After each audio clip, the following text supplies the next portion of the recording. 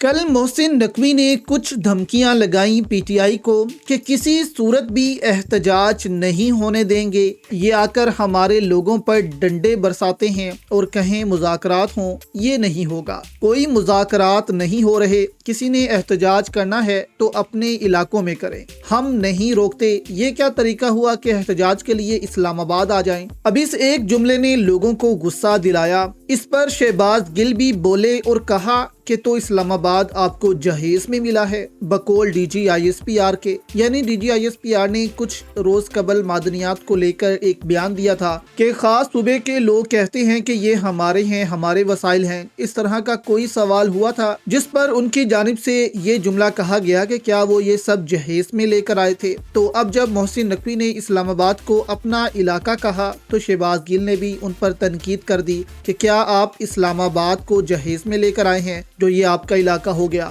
اب فواد چودھری نے بھی یہاں پر تنقید کرتے ہوئے کہا کہ محسن نقوی نے پریس کانفرنس میں حیران کن سوال کیا ہے کہ وہ کہہ رہے ہیں کہ آپ بتائیں ہم دہشت گردی روکنے کے لیے افراد اور وسائل دیں یا سیاسی احتجاج روکنے پر توجہ دیں۔ کسی بھی مہذب ملک میں کیا یہ سوال بھی ہو سکتا ہے کہ احتجاج روکنا اہم ہے یا دہشت گردی؟ یہ انتہائی شفاف لاجک ہے کہ ہم دہشت گردی پر اپنی سیاست کو ترجیح دے رہے ہیں۔ یعنی محسن نقوی کہہ رہا ہے کہ ہم دہشت گردی پر توجہ نہیں دے رہے، وہ بڑھتی ہے تو بڑھتی جائے، لیکن ہم نے یہ سیاسی احتجاج روکنے ہیں۔ عمران خان کو احتجاج نہیں کرنے دینا، عوام کا جو احتجاج کا حق ہے وہ ہم نے ختم کرنا ہے۔ اب اس پر کاشف عباسی بھی پروگرام میں محسن نقوی پر بھڑک اٹھے۔ یہاں پر زبیر عمر بات کر رہے تھے کہ محسن نقوی کیا باتیں کر رہے ہیں۔ اس پر کاشف عباسی نے کہا کہ محسن نقوی محلے کے اس بدماش جیسا ہے جسے چیلنج کرنے والا کوئی نہیں ہوتا، وہ ایسے ہی کام کرتا ہے۔ شکر ہے وہ یہ نہیں کہہ رہے کہ ہم احتجاج کرنے والوں کے گھر والوں کو افغانستان بھیج دیں گے، ملک بدر کر دیں گے۔ کسی کے قریب آنے کی وجہ سے انہیں عہدے مل گئے ہیں تو ان کا خیال ہے کہ ہم ہی پاکستان چلائیں گے۔ عجیب لوجک ہے ان لوگوں کا۔ تو کاشف عباسی بھی ان پر بھڑکے کہ کیا یہ اسٹیبلشمنٹ کے قریب آنے پر ان کو انعام مل گیا کہ آپ کو وزارت داخلہ دے دیتے ہیں، تو اب یہ سمجھ رہے ہیں کہ وہ محلے کے بدماش بن چکے ہیں،